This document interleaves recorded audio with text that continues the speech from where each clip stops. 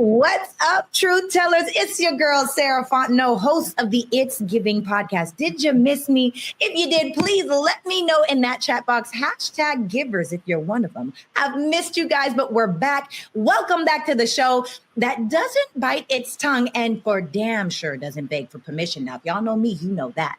Today, we are tearing down the velvet ropes the political elites hide behind. Zohran Mamdani, a name that's got the establishment sweating bullets right now. Why? Because he just flipped the damn script in New York City. A grassroots immigrant son, socialist organizer who didn't just run, he won. And he did not win politely. He won by telling the old guard to move the hell up out the way, okay? So tonight we're asking, is this just one seat or the start of a tidal wave that's going to drown corporate Democrats clinging to their donor checks? Also, in FAFO news, Dave Chappelle and Katt Williams are using their platforms to double down. Katt Williams clapped back to Ali Sadiq. He said, nigga, I don't know you. So strap in, make sure you turn us up, because if you came here for polite politics, you're probably in the wrong place. You're probably on the wrong channel. But Truth Talks starts now.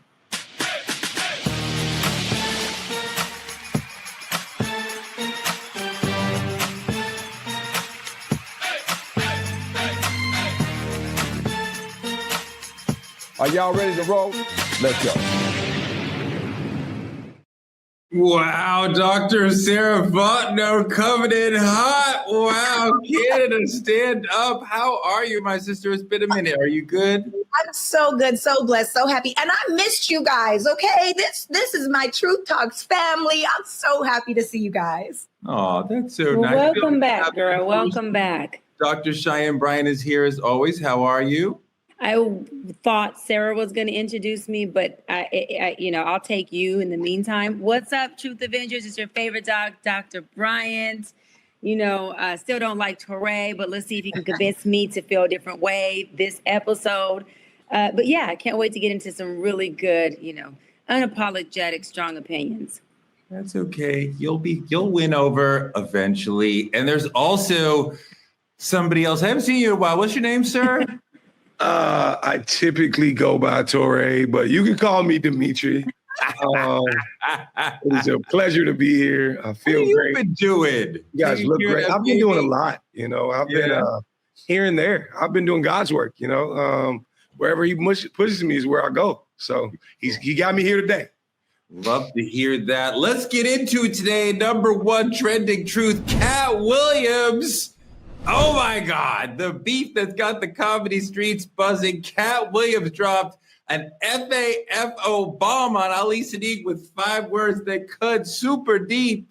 He said, nigga, I don't know you. Look at this. When I bring my tour, I have 5 or 6 people opening for me, and they already come with us. Ali was not one of those people. He was not traveling with us. He was not on the tour. There are no posters and billboards that Ali was on tour with Katt.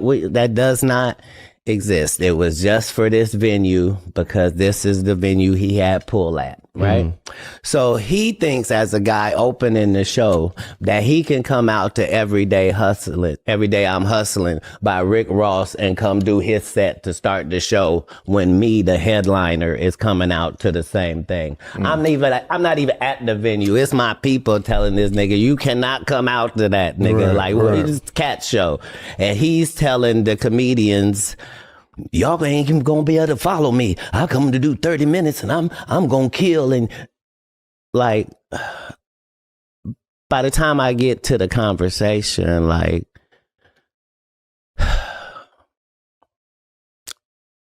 either Ali can perform or I can. Maybe I'm too old. I feel like if I don't have your number and you don't have my number, we never exchange numbers, then nigga, I don't know you.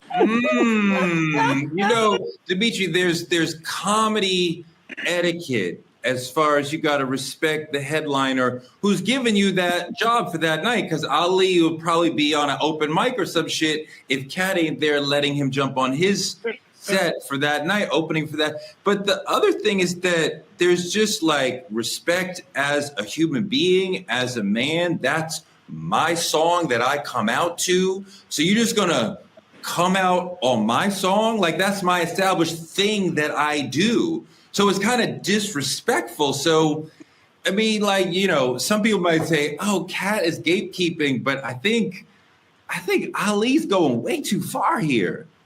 Yeah, for me, I don't really see it as gatekeeping. You know, a lot of people in our culture would call this like a clapback.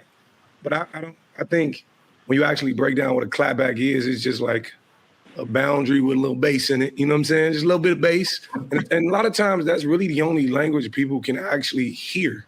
Like, people take it as disrespectful sometimes, but what people don't understand is that there's really no beef or ego in what Katt Williams is saying. I know from personal experience walking out on stage, you know, with Dr. Brian as well. And if I came out to her music, it's like the crowd has already heard this.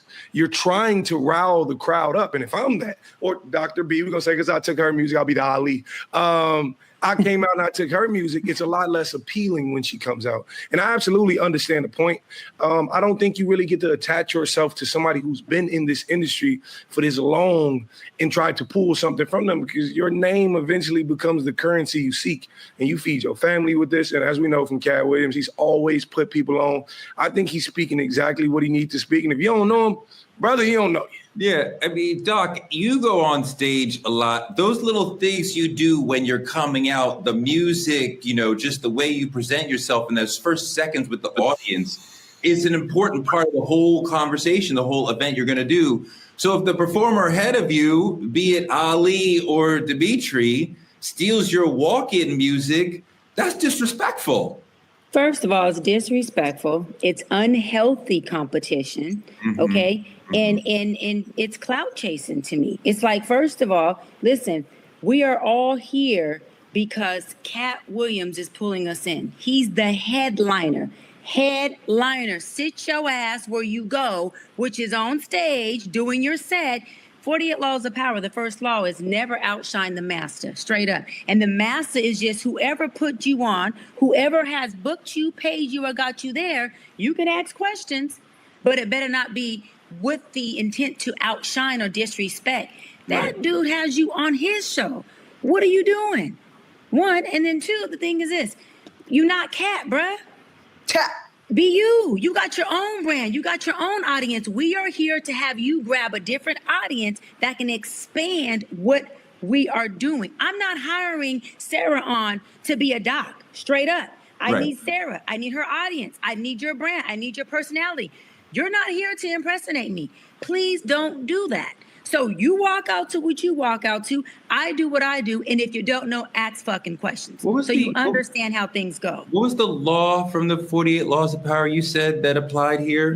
Never outshine the master. You know, it is so smart that you said that. And I think that is just such an incredible point. And like, you're just nailing it, Cheyenne. It's just the perfect thing to say. So like, just chef's kiss.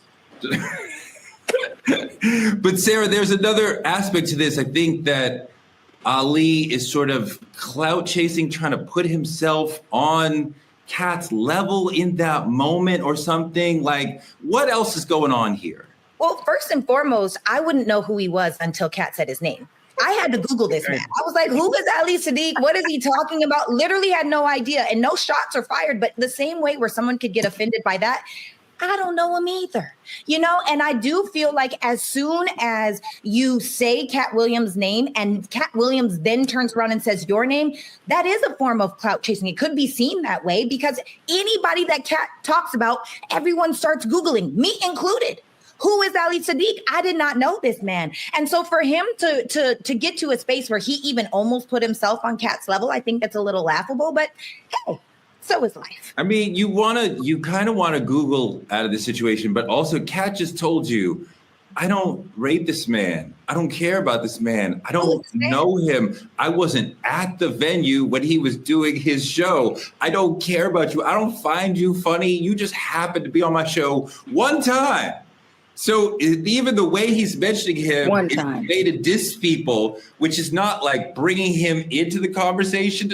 It's just like, what's your name again? Like somebody said, like the ultimate diss is like, who are you? Because like I don't even know who you are. Like, what are you? Oh my God, Dimitri, is there any worse situation than when Katt Williams starts talking shit about you? You know, they say it's the greatest blessing or the biggest curse. That's what they say. Katt Williams has the ability to make your name go viral. And right now it's happening for all the wrong reasons for my boy Ali. I was familiar with who he was before this, but the thing about it is a lot of the world was not. More people know Katt Williams. And like, I think what's very important to note about this situation, Katt Williams never said it was beef. He said you can be talented. He said you can, but don't speak on my name unless one, there's history behind it or a mutual respect. And Katt say, I ain't got that for you because I don't know you. Don't call for me unless I called you first. It hurt. That hurt feelings. That hurt people's feelings. Don't test a comedy legend. He's got the mic. He's got the platform. He will shut you down. Speaking of comedy kings, Dave Chappelle is in our politicking segment because he lit up DJ Khaled for staying silent on Gaza, calling out Khaled for rarely repping his roots, even though bombs are dropping on his people. He said, Khaled, let me tell you something. For a Palestinian, this man is awfully quiet right now. And as a Palestinian, how could you be that quiet right now? And why are you so fat? People are starving. He's the only fat Palestinian on earth right now. Let's take a look at one of our co-hosts and my friend Mark Lamont Hill, who cares deeply about this Palestine issue, what he had to say about this. If them speaking out on whatever issue mattered to them would mean they lose their job and would have a hard time getting another job, would they speak out? I'm a lot of people, there's some that's just, I'll find another way, I'm with it. But the majority, I believe, are going to sit there and say, no, I can't risk that. I agree. And just to tie this up, for me, I understand it. And I think we have to be strategic too, right? I don't think everything we should be dying for, everything we shouldn't be losing our jobs for. I think we have to be tactical. I agree with that. Mm-hmm. I just feel like there's always a reason not to be courageous. And the more influence and the more power you have, the more you can be courageous, but also the more you have to lose. And so for some people, they say, you know what? I mean, at the height of his fame, at the height of his success, Muhammad Ali refused the draft. He wasn't going to go to war. He wasn't going to have a gun. They wanted him to do boxing exhibitions. They wanted him to just go around the world and travel and box in front of him. There was no risk to him. But he gave up his title in a sport that you don't get better as you get older. Right. You don't punch. I seen this slap. You don't get better at fighting as you get older. So like, he made a decision to risk it all.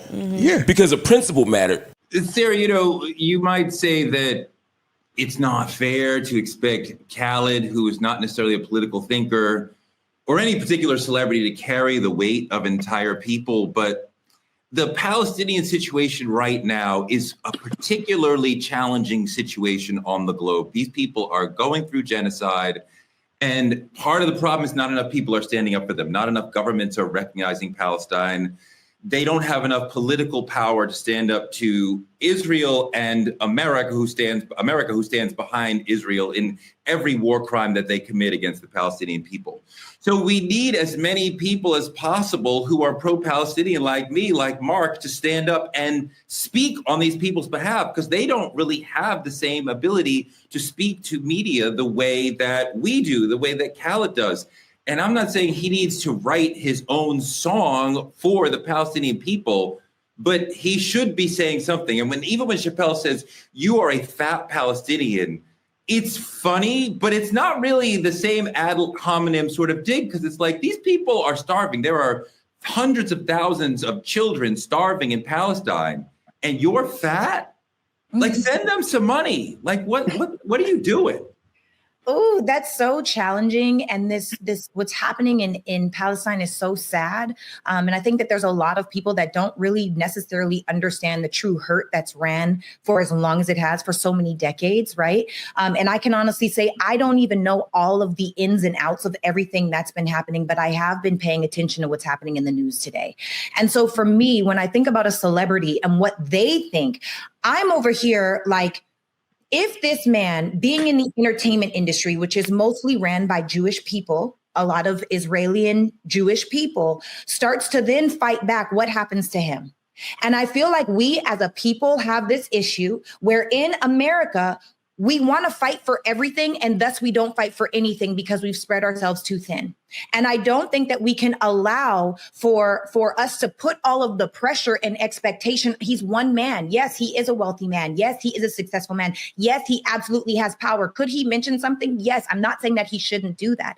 I'm just saying we as a people of color or Black people have a way of not harnessing in on one thing and dealing with that one thing. And so nothing ever really gets fixed.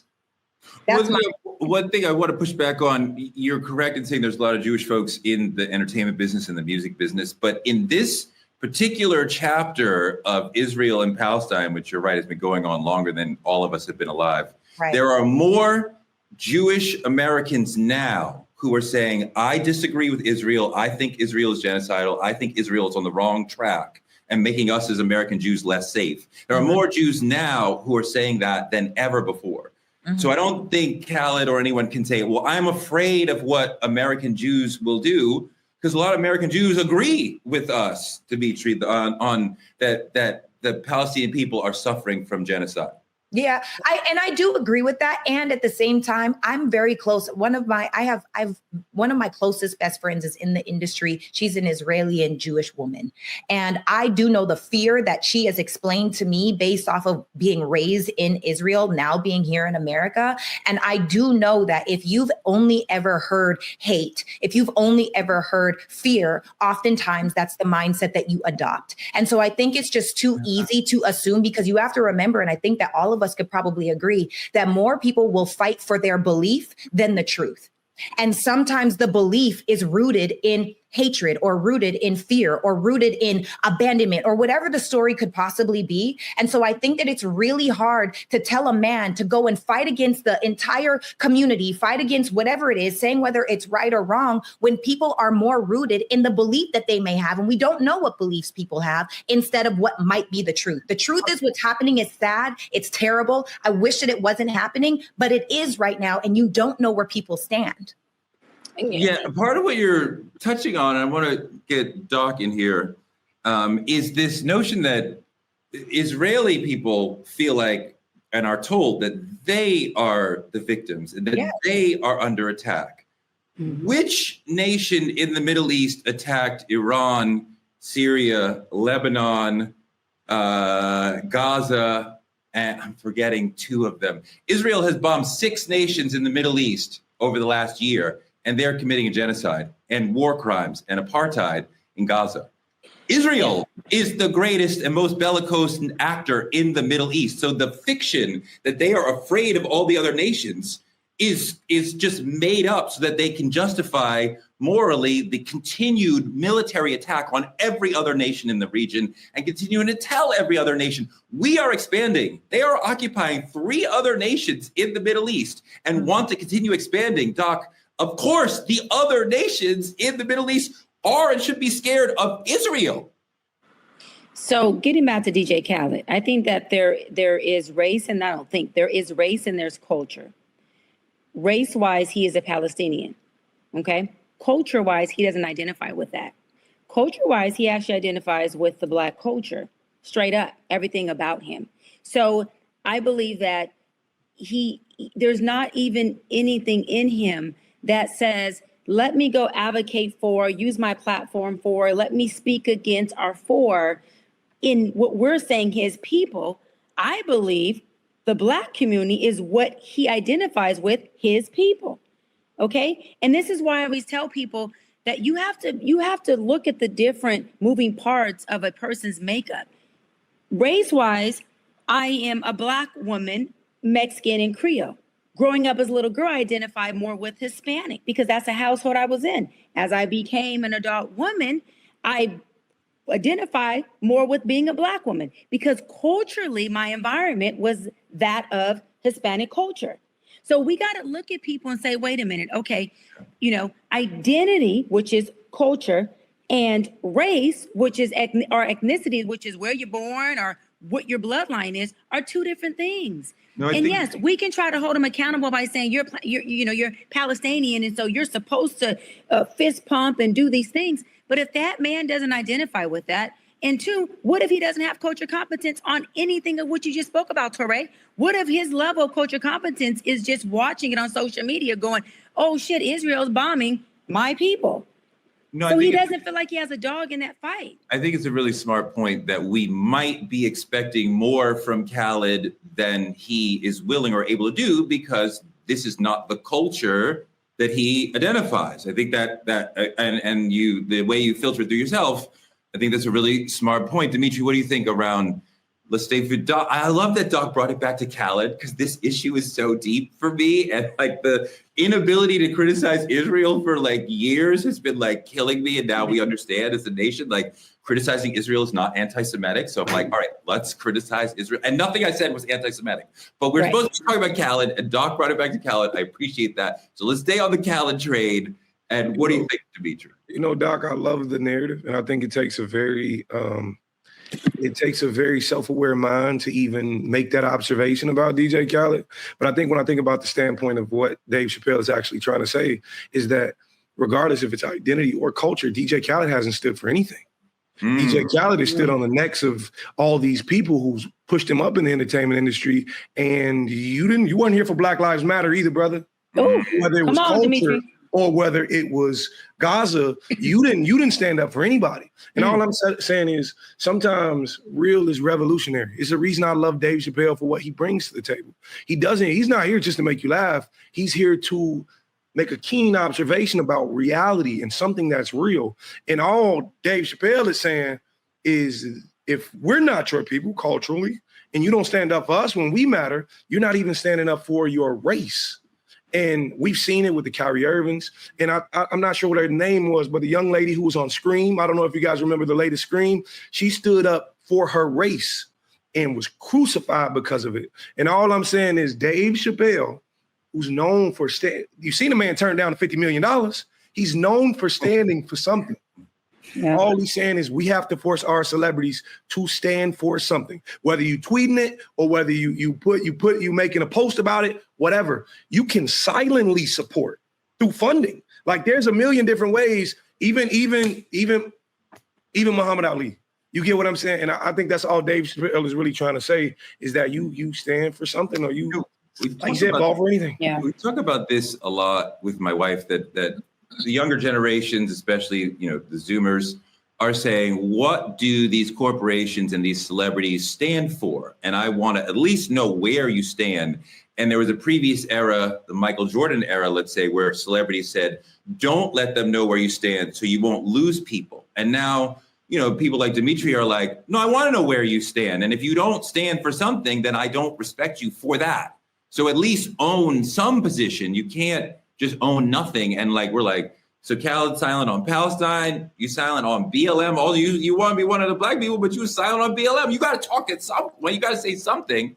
But let me move forward to our main topic because it's centered on New York City. And I love when we talk about New York City on this show. And I love when we're talking about progressive politics on this show because we're going to call bullshit on the old guard in New York City. My candidate for mayor, Zohran Mamdani, kicked the door in with an unexpected win in the Democratic primary and made the Democratic establishment sweat bullets. They are mad at him. But why did he win when so many radicals and far-left progressives get crushed? And who else has the balls to break through this same system Let's look at this video about my man, Zohran, Democratic Socialist. Sarah would run screaming from the room. But when I say free childcare, free buses that move quickly. Look, one of our Truth Tellers super fans had this to say, Newton Ray, thanks for the super chat. The system is collapsing. Life is too unaffordable. And all politicians say is that we are lazy for not having 3 jobs. We are burned out. So when you see someone like Zohran Mamdani with real progressive ideas to help working class people. When we talk about he wants to have grocery stores that are basically owned by the city or the state that are going to give people lower prices. This does not mean taking over grocery stores, but adding them, free buses, childcare. These are all things that are going to help the working class, right? Freeze the rent. This is all about the working class. So is this a system that you can even get behind? Is he really reaching out to people who are feeling the crush that Black people have felt for a long time? Oh, I think he's speaking the language that people want to hear. That's called politics, baby. You got to know your audience. You got to understand that cost of living is high. So yeah, let me talk about making sure that I freeze or lower the rent or affordable housing, right? You know that, the working class happen to be parents, many single mamas, or even give single fathers their flowers as well, who do need free childcare. Okay, so these are things that, as an elected official, especially at the city level, or the state level, as far as mayor, to talk about public safety. There's certain things we know to talk about at certain levels of politics. I'm not saying that he's not going to deliver them. I hope he does. But I also love what he said when he said politics had become about people, not about the people, not about not about legislation, not about policy. Okay, these are celebrities who are politicians who are trying to be celebrities. They want name recognition. They want a brand. They're not in it to say, let me make legacy so that I can have results on the people I'm serving. A political position, elected official, is a service position. And how many people, like he just stated, are in it to say, hey, look at me, right? I want a photo op. I want to be a celeb. I want to be able to have people name drop my name when I'm in places. I want the entitlement that comes with saying I'm elected official. Somebody wants me. I'm in office. And so I hope that he can, and he's not just politicking to the people, because a lot of politicians do that, Torre. You learn your audience. Listen, I was going to run for city council and then run for mayor of LA. And the first thing my campaign team was, we got to learn our audience. We have 51% of Hispanics here. We got to talk to the Hispanics, Doc. No, we have to talk to people. We have to talk policy. We have to talk to the people we're going to serve. We can't just talk to one group because they are the masses, although we do need their vote. So it's a thin line.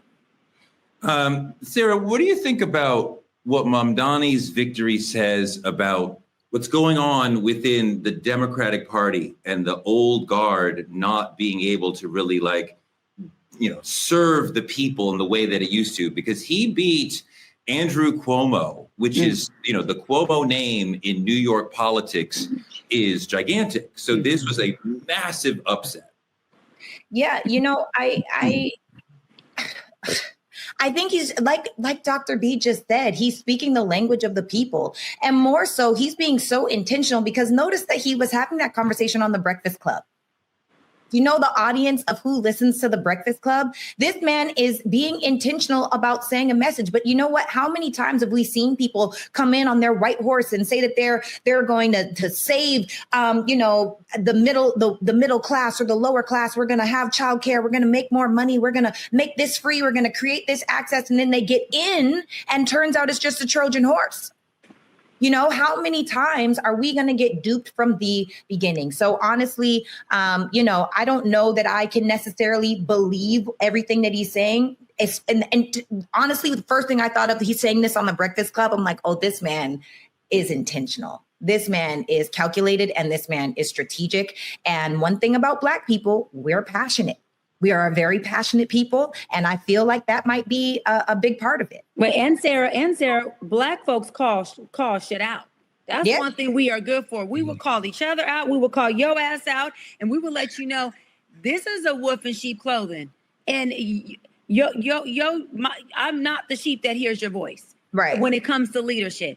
And I love that you mentioned he's on Breakfast Club because that's knowing his audience. Breakfast Club has a very, very unique audience of who's listening to him. Now, again, I hope that this, he looks like a young man to me. This young man delivers his promises and is not just another politician, because people, especially Black folks, people or minority folks, we are really, really, really battle fatigue with hearing promises and really getting under deliverance. And it's messed up. One of the parts of the Mamdani campaign that, I don't know if folks understand this if they're not in New York, is that he was repeatedly asked about Israel. And he would get asked questions that go deep into like, well, does Israel have the right to exist? Which I'm like, why is the New York City mayoral candidate being asked questions about, you know, the state of Israel, right? I mean, like, Jewish New Yorkers are absolutely within his purview, but he answered these questions in the very thoughtful and pro-Palestinian way, wanting to hold Israel accountable and yet never saying anti-Semitic things. And this was very threatening to a lot of people, but he understood this is how he really feels. But also the Democratic Party has shifted from pro-Israeli to pro-Palestinian. So he was right part of that wave. And there's a big separation, right? Because a lot of the Democratic elected officials are not there yet. So we're seeing Hakeem Jeffries, right? The big Democratic congressman from New York, not yet endorsing. We're seeing Kirsten Gillibrand, one of the senators from New York, not endorsing. Chuck Schumer, senator from New York, not endorsing, right? Partly because AIPAC and the Jewish lobby is so much a part of what makes them successful. So we're seeing a lot of Dems, big Dems, not giving their support to him, threatened by the progressivism, but also the pro-Palestinian nature of his entire campaign.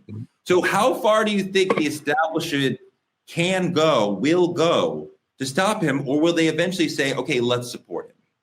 You know, I think that's a problem in itself. That's always been a problem in itself. I think for me, right, to see someone from the block, and I ain't saying he from the hood, I ain't saying, but like finally get a seat at the table, right? It's less about winning than it is about changing the game. You can get in. They may let you in. Okay, we won by the grace of God, but how many times does it get flipped over, or do we end up with the donors? Like, you start off with the people, but somehow you end up with the donors. Somehow you got bought out just like everybody else. And I think that's what I take away from this all. That's the biggest note.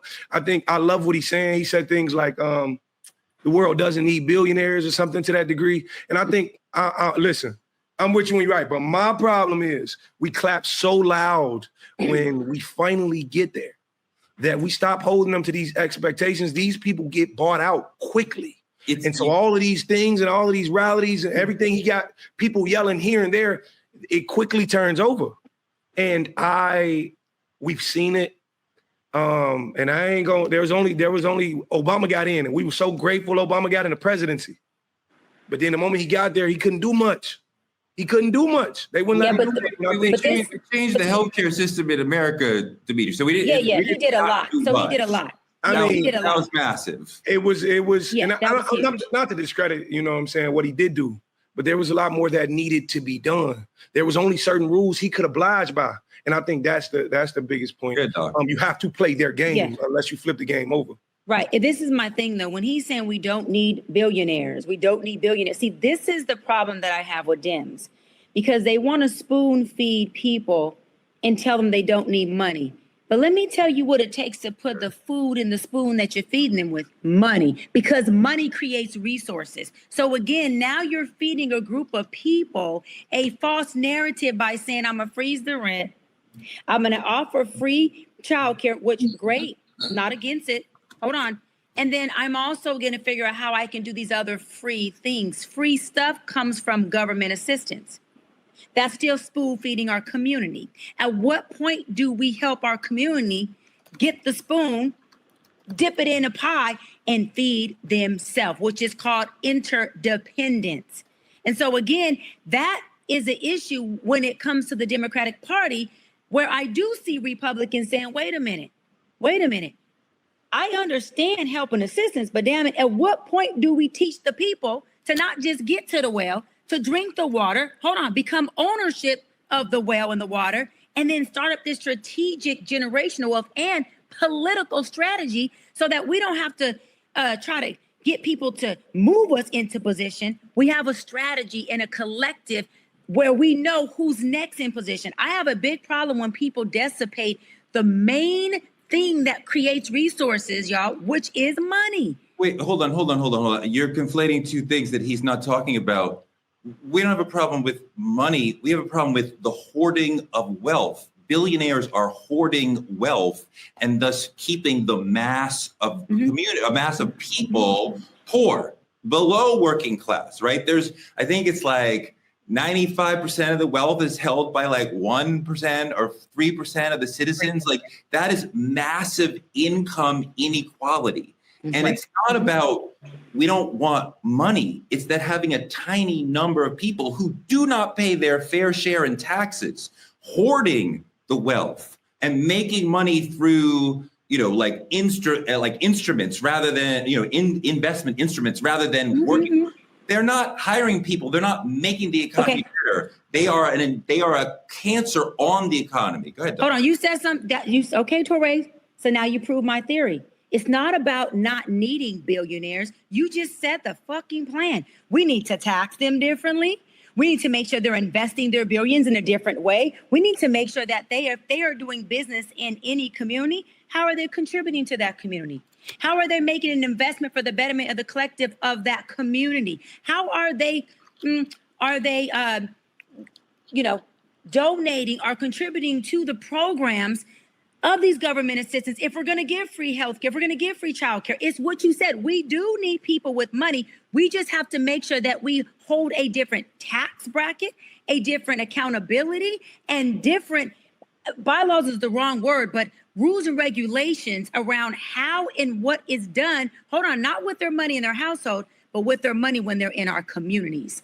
Okay. That's exactly what. But wait, we cannot say we don't need people with money. What are we talking about? No, but money creates a great quality of life. Money creates policy. It creates legislation. It creates healthcare. It creates food. It creates resources. We can't do without it. But you just said it. Hold on. Don't backpedal.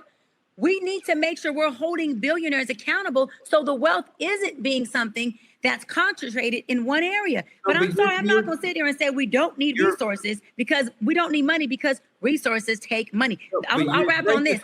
I'll wrap on this. You can never be broke enough to help a poor person get rich, and you can never be sick enough to help a sick person get healing. That's not how it works. I don't know what that means. Money. Of course you don't know. I wouldn't expect you to know what that means. Money creates legislation. That is absolutely correct. The 1% controls the political system. They create legislation that helps themselves. They are not creating legislation that is benevolent, that is helping the masses of people, and certainly not ever hurting themselves. The 1% that we're talking about control the political system, and everything that happens legislatively and financially is for their personal benefit. So go ahead, Sarah. So we it's not like, well, we need money. Well, yes, they are controlling the system. We cannot hold them accountable or have them pay a fair share of taxes when they are the ones who are entirely controlling the political system. Torre, we control that. Sarah, I'm gonna tap you in, sis. One second. Torre, the way we control that, sweetie, is we actually have a party called the Democratic Party that ain't got shit. We ain't got the House, we ain't got the Senate, and we don't got the Supreme Court. You know why? Because we didn't strategize, which includes a financial plan on where we're investing. Hold on, our Democratic coins for certain legislation and policies, as well as who we are going to put in office, Torre. You have to have people in, Torre, you have to have people in position to be able to vote on legislation. It's not that Republicans, you're completely misunderstanding the system. It's not that Republicans are controlled by the wealthy and Democrats are for the people. The Democrats are also controlled by the wealthy. Both parties, all legislation out of both parties is controlled by what the 1% wants. You're proving my point. You're proving my point. To be for the people, but they actually, the wealthy never have legislation happen that they wouldn't want to happen. That would never, ever happen. So we're never going to be taxing them or holding them accountable. They control the system. Go, Sarah. Yeah, so I think the actual issue, while everyone is arguing about Republicans and Democrats and conservatives and socialists and all of these different things, the problem is that the message that these people have continued to pacify a victim mentality. And the problem with the victim is they're always seeking a savior. And so if you think of the people where all you have to say is the buzzwords, the clickbait of, we're going to help you with childcare. We're going to, make transportation free for everyone. We're going to freeze your rent. These are all things that are not actually solving the issue of making someone an interdependent human. This is a way for us to make sure, because I heard you say it, Touré, probably 15 times in this conversation. They are the problem. They are the billionaires. They are the this. They are the that. It's creating division. And victimized mindset like his. He got that victimized mindset. Move out that. And this is what I'm saying. You cannot help the broke if you're one of them. Let's be perfectly clear. That's what Dr. B said. You cannot help the broke if you're one of them. Whether you are a Democrat, whether you are Republican, none of that matters. It's all fugazi. It doesn't matter. The truth is we need to do what we need to do in order to put ourselves into position where we aren't necessarily always the victim. So now I'm thinking of the legislation that this man is saying, rather than, we're gonna don't speak to the wound. I'm so sick and tired of seeing leaders speak to the wounds of people to rally them up, to pacify us just enough for us to vote for you to then get in office and flip the script. I'm tired of it. I think that the poor, Dimitri, more than any other class, need the government to help them to get through the day, which we call welfare, to be safe, which we call policing, to have housing, which we call public housing. They are the people who need help from the government more than people of other classes, right? The upper class can use government to get where they want to go, but the working classes need government's help. That doesn't mean they're victims. They have problems and government can help solve them. Free childcare is a massive thing for many. That's a good thing. Who are be able to work and work farther away from home when the city is taking care of their health, their childcare, right? So we already said that. We agreed on that. We all agreed that free childcare, I don't care what your socioeconomic status, everybody needs childcare, whether you're paying for it, if you can't afford it. Yes, we all already agreed that in healthcare should be free. That's a human right. We get that. Here we go again, Touré. It's us against them. I'm with you when you're right, brother. It's hard to change a system you have no say in, you have no control over. And the thing about it is, people of poor stature are born into this. And I get what you're saying. I hear you guys, but if the rich is making the rules and saying what the taxes need to be and who pay what, because you have a say in this government, you view the government as a friendship. These poor people view the government as assistance. They need help in terms of building anything. But if the structure is designed to keep the poor people poor, because that's all that's going on. If the structure is designed to keep the poor people poor, and like you said, Ms. Fontaine, people come out and they say these key words like healthcare and free bus and all of these things. Fontaine in the building. Listen, if people come out and they say all these things, it's not about what you say to a degree. It's more about what applies, what actually comes to life. They're not saying the wrong things. It's just every time we hear these things, the action's never taken. Every time they get in, nothing happens. Ms. Fontaine, you know what? If you are an elected official, do you know what you spend most of your time each day doing? Tell me. Talking to donors.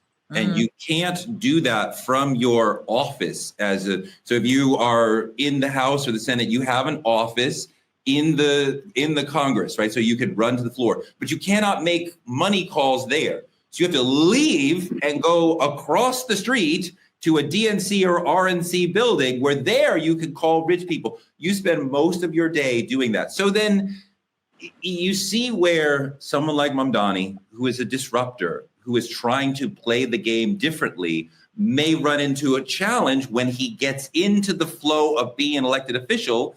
And you spend time solving problems, but you also spend a lot of time with donors talking to them about what do they need so they can give you money. This is one of the ways that people become corrupted as time goes on. And There are certain people who rise above that. I think AOC and Bernie Sanders and Elizabeth Warren are people who rose above that. It remains to be seen if someone like Mamdani, who can keep his radical edge once he's inside the system that he wants to change. I hear you. I hear what you're saying. There's a difference between help and handicap. That's it. There's a difference between help and handicap. You know, I can take full care of my child up until my demise and then leave them more financial and resource care, and they can become someone who is just well taken care of, but they become handicapped because of my help. And what happens when you handicap someone is just that they become disabled. And that disability, by helping without teaching and giving a strategy and resources and giving a torch, you end the help that is meant to assist for a long-term plan. And so I'm not against government assistance. I'm not against people getting help. What I'm against is getting lifelong help. What I'm against is people continuously having baby after baby after baby because they know that child creates check after check after check. What I'm saying is, Touré, you can look all you want. Hold on. 1983? What are we doing right now? Hold on. I'm doing exactly about? that. I'm not done, Touré. Please don't deflect because you can't take the message. Hang What in there. are you You have your talking chance about, to talk. though? What I'm What saying these is people are just having babies for a check. Help and handicap is two different things. Is what I'm trying to explain to you. Helping, and when you're talking about politicians having to speak to the donors, majority of their time being in office, and then having to have the balance of being a service person because they're in a service position, that's how pay to play comes into play. Because they're sitting there trying to figure out, how do I appease the donors who are contributing to me so that keeps the wealth and the plan and them serving only one group of people, to your point. And they're not saying, I have a duality of making sure that I serve the people who also may have not had all the money, but they played a role in voting me into office. There is a duality. And I'm going to land with this because I stand on this and I will double down, is that, again, we have to learn as a people, no matter what party we're in, especially the Democratic Party, how to help build people, not help handicap them. That is a problem within our community and within that party. Black working class people work very hard. Yes, they do. I think that a lot of them have had a difficult time in life, generationally, relating back to slavery and segregation, the reasons why they are dumped into projects and hoods where they probably don't want to live. They may have a great time there, but these are sub-livable situations in a lot of times, not of their making, and they work extraordinarily hard. And the assistance that we give them is not handicapping them, it's not keeping them poor, it's keeping them alive. And I think government owes it to the most needy, vulnerable people in its society, in its citizenry, to help them and take care of them. I wouldn't want these people slipping through the cracks and becoming homeless or worse because they can't, because they missed a shift. Well, then why is that happening? Then why is that happening? Why is it that the help you're talking about has actually immobilized our community, has actually marginalized us more, has actually caused more disparities? Touré, what you're saying is completely contradictory to one study, two statistics. Have you driven or visited an inner city or a hood any time recently, even in the last 5 years? Have you seen anything about New York City? You would know that we are mixed class everywhere. Have you seen the disparity there? Have you looked at our health stats, just in STDs alone, diabetes alone? Have you looked at our social economic status? Where you been, my brother? Where you been? Because everything you're talking about, the assistance has not helped us monetize, social economically advance or expand. The ones who are making it out are bear crawling and making it out on their own, Touré. That's what's happening. That's why it's our responsibility to go back into our hoods and figure out how we help our people, because the government is disabling and handicapping us. It's not assisting us to allow us to be in a place of learning, health, financial literacy. We don't learn any of it. We get given $800 a month and told, figure it out. We get given food stamps of $500 a month and say, can you eat good on that? No, we cannot. It's not good enough. The assistance is not helping us. It is marginalizing us. It is despairing us. And I'm so tired of people like you thinking, let them spoon feed us because all we know is to be spoon fed. That in its own self is a representation of dictatorship. That's how you control somebody. That's how you control somebody. Hold on one second. If you knew anything about New York City, you would understand that the classes all live together. Okay. I live a stone's throw away from the projects. I cannot get to the studio without passing through the projects. Hooray. No. We are a multi-class situation in New York City, all over the place, as opposed to LA, which is much more segregated as far as class. Hold on. With a lot of homelessness and a lot of disparity. All class behavior and I cannot move through New York City without passing through all three classes on one block usually. The notion that assistance is hurting us is probably straight out of the mouth of Clarence Thomas. That is absolutely not true. How could you, a people who deserves reparations, how could you argue that we don't deserve assistance from the government when we could demonstrate I am poor? And I believe I didn't say we don't deserve assistance. I said we don't deserve assistance. Are there You're not going to put words in my mouth. I did not say we don't deserve assistance. I said we don't need assistance that handicaps us. You're not going to semantics my words. That's not what I said. Help is okay. Handicap is not. I stand on that. I don't know what that means. Nobody knows. So let me just dive in here really quick. So I personally, and I know I'm the conservative thinker in the group, but I personally think that a lot of the language, and I'm even hearing it right now, a lot of the language is a victim mentality. And the problem with the mentality is it takes something crazy in order for it to change. I personally believe that if you are a healthy, able-bodied person, it is a cop-out for you to rely on, because the problem is good is the enemy to great.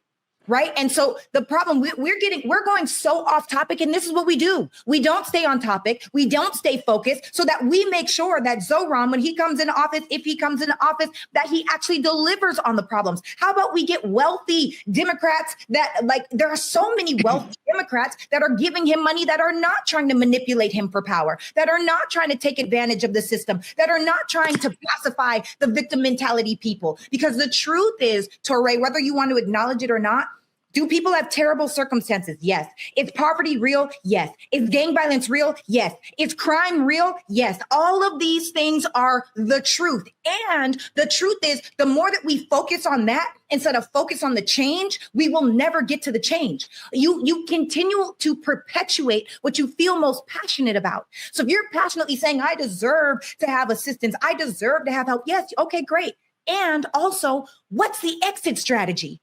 There are so many people that are saying, you know what, this is hard. Well, okay, I need a person in my life that says, yes, this is hard, but what are we going to do about it? And we don't do enough of that in our community. We stay pacified. We allow them to see a little bit of the changes that they're making inside of our lives, or the little bit, like, you think $800 a month is going to change somebody's life?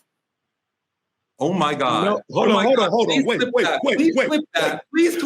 Wait. You will not be able to go online. Oh my God. I've been quiet. Hold on. Are you kidding? I'm not kidding. Hold on. Wait. You think $800? $800 make a difference? Listen. Oh my God. Touré, listen. Dimitri and Touré. You said it Wait. No. I've been so quiet. I've been so good. Go after me. This is what I'm saying. $800 a month, right? If you're getting $800 a month, and that is all of the income that you're getting, and that is all that you rely on, like Dr. B says, that is a handicap. That is completely different. So the government shouldn't give you money? No, I'm saying if all you do is rely on $800 a month, do you think $800 is going to allow us to have a Black economy that can make a difference for us as a Black people? No, that is a selfish way of living. That's not a way of actually helping you to make an actual difference. If you're only thinking about you, is it not selfish? You know, I've been sitting here quiet. I've been sitting here quiet the whole time.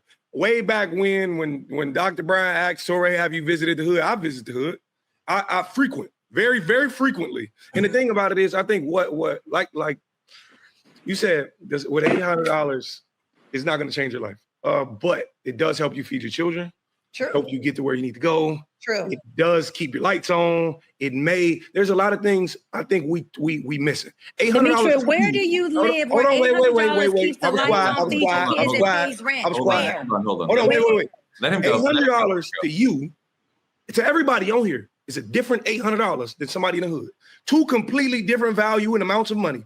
$800 to them is a lot of money, especially when you can't get a job, especially when you can't get to your job, especially when you can't put food in your child's mouth. It means something different. And for the government, right, to throw $1 million, $1 billion at people who already have it to sustain. And you telling me people in the hood don't deserve it. That's greedy. That's selfish. For them to be using the exact same dollar that somebody else up hot 1% in office is you. That's insane talk to me. And I think the idea of it, when you actually speak to people in this 1%, they're going to preach that exact same narrative. They're going to say the exact same thing. Victim mentality. Do you think that people in the hood and Newton Ray said life is too unaffordable? Politicians say we're lazy, got to have 3 jobs. Dimitri, do you find that people who are on assistance are lazy or handicapped by that assistance or damaged somehow by getting assistance from the government?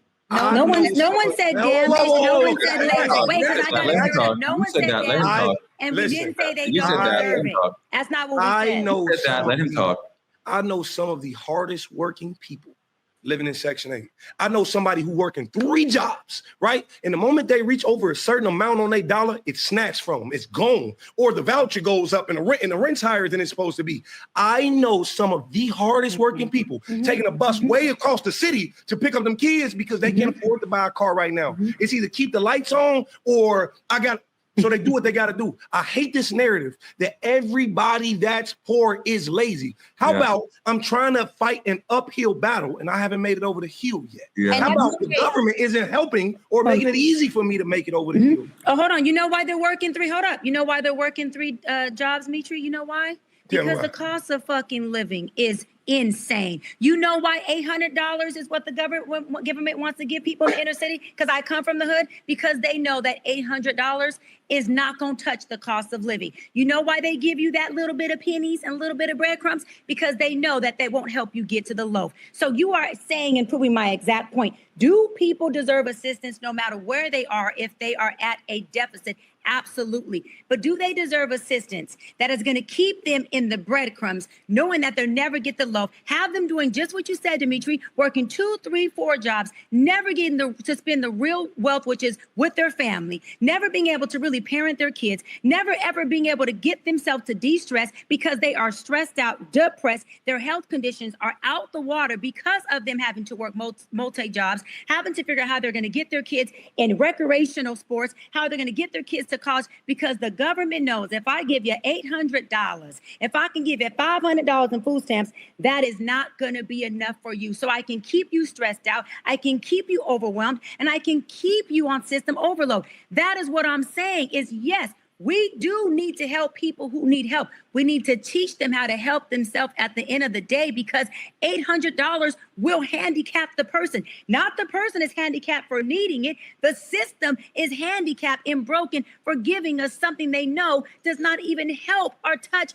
a socio-economic way of living. It's sad. You're saying they deserve more money, that we should be giving them more, because we're not giving them enough. If that's the question. Wait, Torre, hold on. Absolutely. Give them more. Torre, this might be the only 2 seconds that I even like your black ass for a second.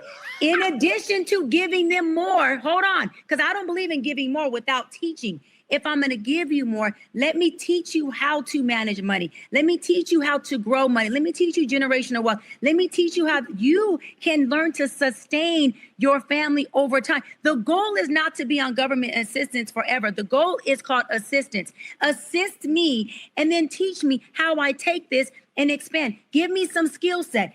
Give me free college. Give me some training. If you're going to help me with $1,000, $5,000 a month, can you show me how I can make 10,000? Can you show me at some point, how do I get a skill? What do I do with this? You're handicapping me if all you do is cook and serve me. I'm sorry. That's just what it is. Yeah. And just for clarity, first of all these people that we're talking about, that was me. right? I moved from Canada to America by myself at 20 years old to pursue an acting career. Okay, so one, I'm a cliche. Two, it was a super struggle. And I was that girl debating whether I was going to put food in my fridge or gas in my car. I was that girl that was digging in my couch so that I could find change to put $3 on pump 5. And not because I was in a rush, but because that was literally all of the money that I had. I was also that girl that got sued for $3,500 because when I moved out of my apartment in the 4 years that I lived there, I only paid my rent twice on time. So I'm not saying that I don't understand what it is like to come from poverty or be in poverty or experience what it is to be poor. What I'm saying is, what are you doing inside of or alongside of the $800 assistance? How are you developing your skill set? And for me, what that looked like was I slipped and fell into entrepreneurship. I always say there are 4 things that you can do in order to figure out whether you can make money on the side. Yes, okay, have that job, get that assistance, but what are you building in the interim? Number 1, what are you great at? Number 2, what do people need? Number 3, is it helping people? And number 4, is it monetizable? Like, can you monetize it? And when you have those 4 things and people are constantly asking you, maybe you're a great speaker, maybe you're a great writer, maybe you're great at making labubus. I have no idea. Maybe make the little outfits for labubus. Maybe you're great at knitting kitten hats. There is something for absolutely everyone. And just like this man, Zohran, is running and he got in front of the right audience and he's hitting all of those same pain points for someone else, those are the skill sets that people need to learn. Why are we learning how to play the recorder in school, but they're not teaching us about taxes? They're not teaching us about loopholes, because like Warren Buffett says, if you were born broke, that's not your fault. But if you die broke, that is your fault. And I don't think for a healthy, able-bodied person that it's okay for you to just sit there and take whatever life gives you. Decide. That's all I'm saying. There's an issue there, though. I mean, that's a very simplistic comment from the great Warren Buffett. Two-thirds of the bankruptcies in this country come from medical catastrophes. Mm-hmm. People had insurance, but something medically happened to them that destroyed their body to the effect that it destroyed their bank account. Yes. Nobody could be prepared for that. Nobody could be prepared that their industry collapses and then they don't have a job anymore. I mean, like, there's many reasons why you could run out of money, and that has nothing to do with you and your fault. I just don't like the idea of looking down on people who have failed at capitalism as if that's some character failing, when quite often it's not. Sometimes it is, but quite often, Dimitri, it's not a character failing at all. It's the complexity of the game of capitalism. First off, kudos to you and for moving and everything, and that's great. Great job on making it up. But there's a lot of people who can't afford to do where you started. There's a lot of people who don't have a passport. There's a lot of people who we can't afford it, right? There's things we can't do, right? Because there's options. Imagine attempting to move, but I can't, right? Because my mother failed my grandmother and my grandma did this, and my grandma's been sick ever since I was born. So the only caregiver in the family can be me, right? And the thing about it is, people say, we sit and we talk about government assistance and housing and all these things. Maybe that's all I have to help me. Maybe I want to do better, but I can't because these things are now on my back. I think the idea of it is we sit and we can mention these bills, but imagine being born in the debt the moment you came out. When I was younger, I learned, and listen, I don't know about the, crime thing, but I learned how to cut the lights on illegally because we had no choice as a child. I remember it being wintertime, having to go outside, shovel snow, and melt it in a tub. So just hear you had a $3,000, $500 bill, $3,500 bill is one thing. But to hear as a child, I have people around me that cannot function and have a quality of life because of a hole I raised them into. That's what the hood is looking like. The hood is looking like, okay, I was failed here. I am going to, and all I'm saying is this. Like I said about it in the beginning, to say these things to the people, that's great. That's a beautiful sentiment. But to apply them, and I understand y'all narratives and saying, okay, but you're handicapping them here, or I'm giving them the quality, I'm giving them something to survive off of. Everybody in the street that's homeless ain't homeless because they chose to be or they were lazy. Right. Sometimes they ran out of options on what life could do for them. Right. And a big thing to note that I think we keep forgetting. education matters. You use the word monetization. A lot of people in the hood don't even know what that word means. It's a book, Dimitri. It's so many excuses and cop-out. I'm tired of it. And that's the problem. You keep saying the hood, and that's the problem. It's a mindset. It's a mentality. And that's really the problem. You're not born into debt. You're born into the mentality of debt. And then you don't take the time to learn it. You could go get a book from the library. If you're born and your mama can't afford the baby formula to feed you, what is that? Right. Is that a mentality, or is that? If you're working week to week, if you're paycheck to paycheck, you don't have time. There's no book that can help you monetize that. My school ain't have a fucking library growing up. Excuse my language. I ain't cussing at you, but I'm just saying. Did you have a library in your city? We didn't have a library growing up. Did you have YouTube? Did you have Google? Did you have the internet? Much harder than you're saying. It's not that easy. I'm not saying it's easy. I'm not saying it's easy. And that's the problem with people. Y'all keep saying it's so hard. It is hard. It's damn hard. You know how hard I've worked in my life? You know all the things and the sacrifices that I've made? You know how many hits I have taken over and over and over again? And you said, Torre, that you failed. You said we failed at capitalism. I have failed at capitalism. I just haven't stopped failing. And that is the difference. If you get hit and you get knocked down, you get back up. You know, I don't know. I don't think we're gonna have it's so ignorant. Here. So let's go and ask the chat. Ignorant. It's ridiculous. Let's ask the chat, because I feel like the people we're talking to, the people who may watch this show, may understand a different perspective that you're just not privy to. It's not until you were there that you know what it is like. It's not. And imagine being in a classroom full of 50 kids and they're trying to teach you all, and you telling me go pick up a book. I'm trying to get it from my teacher, but they can't give me the time and attention I need. I'm gonna let the chat decide, because the chat on fire right now. Yeah, we done scorched them up. So let's just go on and ask the chat and see what they say. And I know we rapping, and I'm not gonna go long. You could ask somebody who's been in the hood and went to the hills, but I'm not gonna go there, because on both sides, I understand both positions, and I picked up a book. I still got books, and I'm giving out books through my Dr. Bryant Foundation. Go on, Dimitri. It's just amazing to me, man. I see it every day, how loud people clap for me because I came from the hood and made it out. Mm-hmm. But you got to understand, it's not as easy as you think it is. It's not moving from Canada to America. It doesn't need to be easy, Dimitri. You just need to do the work. Who's looking for easy? Who is looking for easy? It's work, baby. It's work. You're missing my point. There's no parental funding coming from this way. I had to get up and go get it from until you say I can work a day job to understand and learn and grow. By the time you made it to where I was when I did something for myself, a lot of people are already set in their ways.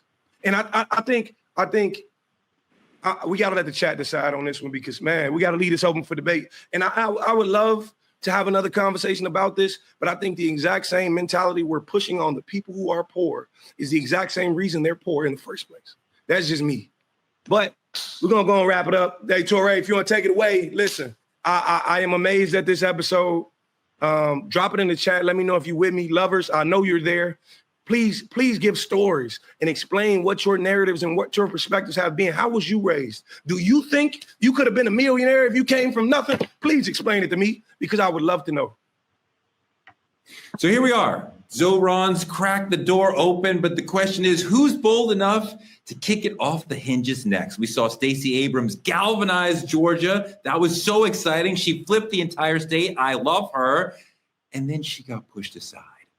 The old guard's watching, the donors are dialing, and you better believe the knives are out. They want the status quo. One thing for sure, doing things the old way is certainly going to have us losing the war. Stay fired up, because the next insurgent might be listening right now. And who knows, that person might be you. That's all we have for tonight. Like, comment, and subscribe on our YouTube channel at Truth Talks-Live. Continue to watch us simulcasting on the Black Star Network after Roland Martin Unfiltered. We appreciate the lead-in from the big dog. Support Black media at Cash App, Truth Talks Live, or on any of the links you see on the screen. Support us also by advertising with Truth Talks and reach our 10 million person viewing audience on all of our social platforms. Small businesses and influencers, you can advertise with us too. Visit truthtalkslive.com and become a VIP member of the Truth Lounge and click on any co-host room. But do not click on Dr. Bryant's room because there's nothing in there. Look, you're going to get limited amount of assistance in my room. She doesn't want you to be a victim. Oh my God, you're handicapped. Oh my God. Support our show by telling a friend to tell a friend to check us out every night, 8 p.m. EST and 8 p.m. PST. We'll be back every weeknight with you to argue and keep it real at 8 p.m. We'll see you tomorrow night. It's Truth Talks. Good night, y'all.